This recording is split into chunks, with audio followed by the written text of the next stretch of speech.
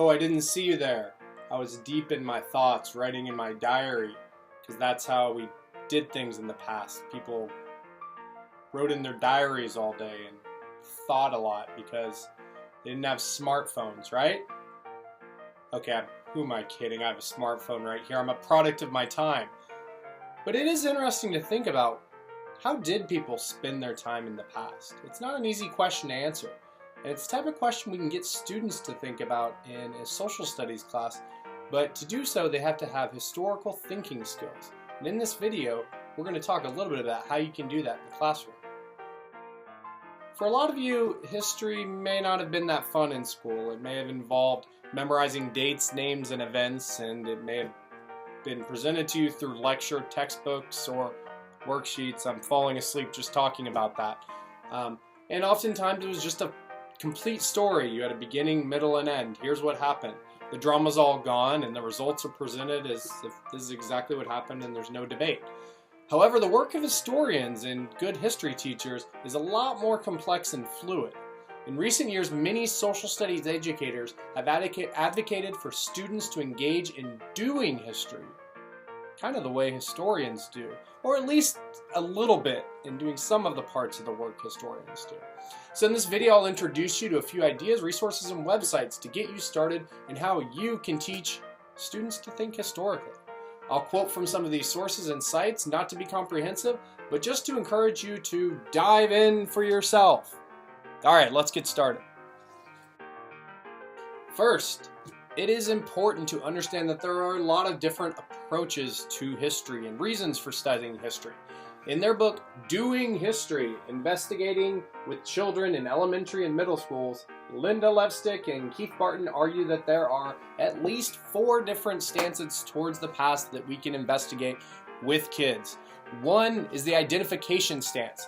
This stance involves looking for connections between the past and the present. For example, I might connect the independent business my grandmother opened in the 1950s. Yeah, I know. Look how cool she is. She opened her own business in the 1950s. She was pretty awesome. I can connect that to my family history and say it indicates, our work ethic and entrepreneurial spirit. Or it can connect it to larger immigrant or even our national history. I put "our" in quotes because it's important to think who fits in that story. But making these connections can help students see themselves as part of a larger historical picture and the stories that haven't just ended but continue into the present. Another stance is the moral response stance. In this one, we involve making judgments about people and events of the past. In this sense, students may recognize heroes and sheroes from history like abolitionist Frederick Douglass or suffragist Alice Paul. In other cases, students may condemn the Ottoman government for carrying out the Armenian genocide in 1915, or for Andrew Jackson for his removal of indigenous peoples from ancestral homelands. Third, the historical analysis stance involves identifying patterns or examining causes and consequences of events. Such investigations may help us understand how things came to be the way they are. That creates a natural connection between the past and the present. For example, we could do this with lots of technologies or plumbing, or we could ask, how did racism start? And those questions will help us understand, how racism exists in the present and maybe what we can do about it. Fourth is the exhibition stance, and this is kind of the thing we already do in schools, is we display historical information like it's trivia to be memorized. This stance is often, evident in the multiple choice tests students have to answer on state accountability tests. And it's the same thing adults always talk about, that these kids don't know anything, as if their generation knew anything. We've always been saying that. But so we put kind of on exhibition the knowledge we're supposed to have about history, and that's a lot of dates and facts and names. All of these stances play a role in how we teach history, but if history is to be useful, and we are to speak to all our students, and especially those students whose histories are not well represented in textbooks, then we need to really think about how we can engage them in ways that helps them think about their roles as democratic citizens who can make change in the world. I only introduced you to a few ideas from this book, but you should consider picking up a copy for yourself and looking at all the other ideas, examples, and vignettes of how you can help kids in elementary and middle school do history. A goal of many social studies teachers is to help their students think historically. But what does that mean? As Sam Weinberg put it, the work of historians is not about memorizing facts and dates, but about seeing themselves as detectives, searching for evidence among primary sources to a mystery that can never be completely solved. Even when historians agree on the facts, they often face choices about the meaning of the past, and they may ask questions like, was the American Revolution a fight against tyranny? Or was it an attempt by the well-bred to maintain their social status? Students should use historical evidence to join these debates as informed participants in an ongoing discussion. To research and develop curriculum, Sam Weinberg, Joel Breakstone, and others have put forth historical thinking methods and resources through the Stanford History Education Group, otherwise known as Sheng. Let's check out their website and see what they have at sheg.stanford.edu. Alright, here we are on the Sheng website. It's at sheg.stanford.edu. And this site has some curriculum on historical thinking. So if you go to curriculum and you go to reading like a historian, you will find a lot of their curriculum. And there's a lot of great lessons and ideas here. If you go to the intro materials page, you can really look through, and they have some great activities. For example, the lunchroom fight is a great way to get students to start thinking about history, and they also have the snapshot biography and a lot of other specific stuff. But we're going to go to the historical thinking chart to start off. And we're just going to look at the quick view version of this on their site and make this a little bit bigger here. And if you look at that, you can kind of see, so this is their historical thinking chart. And you can see that they have 4 different historical reading skills. One is sourcing, and basically sourcing is going to help you think about a document's author and its creation. The Sheng site is really good for looking at primary sources and how you can do so. And so you'll get questions like, who wrote this? What is the author's perspective? When was it written? Where was it written? Why was it written? Is it reliable? Why or why not? And those are really important questions. And then it goes through things the student should be able to do and some prompts. It also has another historical reading skill that is contextualization or contextualizing, and this is to situate the document in the events in their time and their place. So you can think about, when was the document created?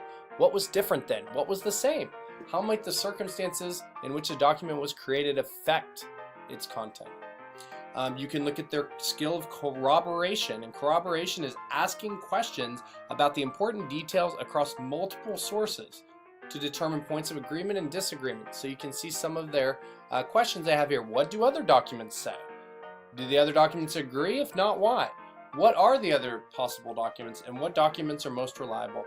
And then finally, the skill of close reading, which is carefully considering what the document says and the language that is used to say it. So you can look at what claims does the author make, what evidence does the author use, what language does the author use to persuade the document's audience, and how does the document's language indicate the author's perspective.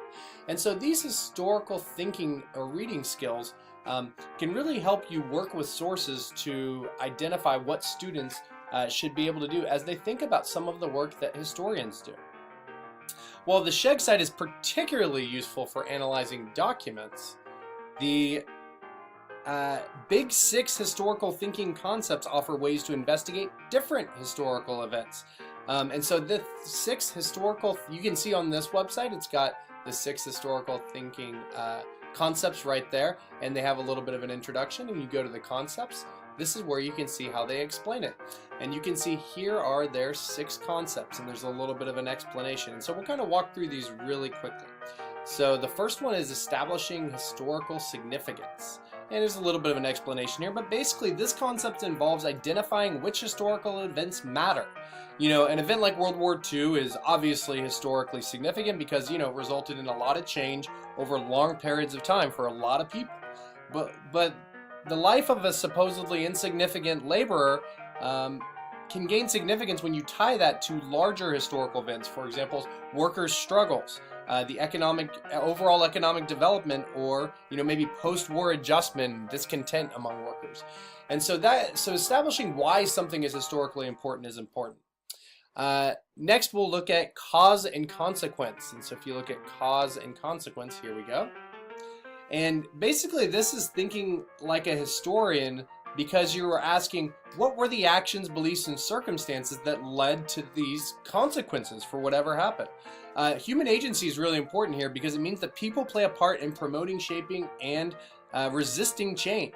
Whether we want to understand the reasons for the Civil War, the stock market crash, or the Great Depressions, we should consider the decisions that humans made in those events. Another one is historical perspective taking. And on this one, as the saying goes, the past is a foreign country. And that's just another way of saying that taking historical perspective demands comprehension of the vast differences between us in the present and those in the past. And that can just think about how different our lives are, from the food we eat today, to the jobs people hold, to the gender roles, to the social norms of life, or just to the technologies that we have now and that they didn't have then. How different was daily life, and how different was life overall? Another thing we can look at is continuity and change.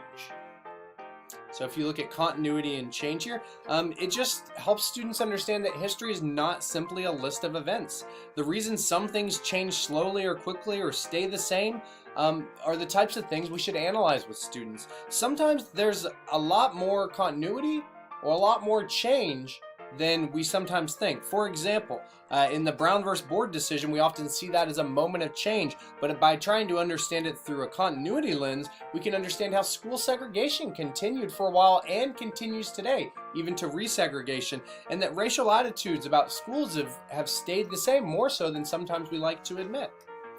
Another one we can historical thinking concept we can look at is the use of primary source evidence, and you can see that one right here.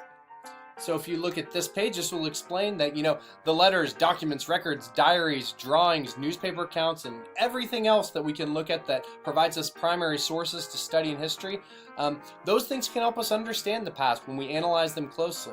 And as the Sheng curriculum already suggested, primary documents are we don't just read those to understand them, we use them like we're detectives trying to figure out what they mean, in addition to all the other evidence that we can find.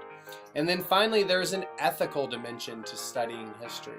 And this ethical dimension considers what are the ethical legacies of history. For example, do we have an obligation to undo the segregation I just mentioned in American society from generations of racist housing policies? Because a lot of those neighborhoods are still segregated, and a lot of that's because of that. Do we have any responsibility in trying to undo that? And to what degree do we avoid judging past actors by present standards? That's another ethical decision we must make. This can be pretty complex. As Howard Zen said about Columbus, my point is not that we must, in telling history, accuse, judge, condemn Columbus in absentia. It is too late for that. It would be a useless scholarly exercise in morality, but the easy acceptance of atrocities as deplorable but necessary prices to pay for progress, that is still with us. So we have to think about, what do we do with ethical issues in the past and the present.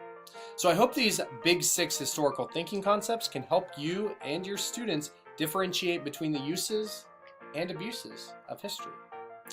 All right, and we're going to look at one last final site, and this is the Zen Education site. Because the traditional narratives of many history textbooks tend to focus on Eurocentric and powerful interests, Howard Zen wrote A People's History of the United States to identify perspectives of those who are often marginalized in history.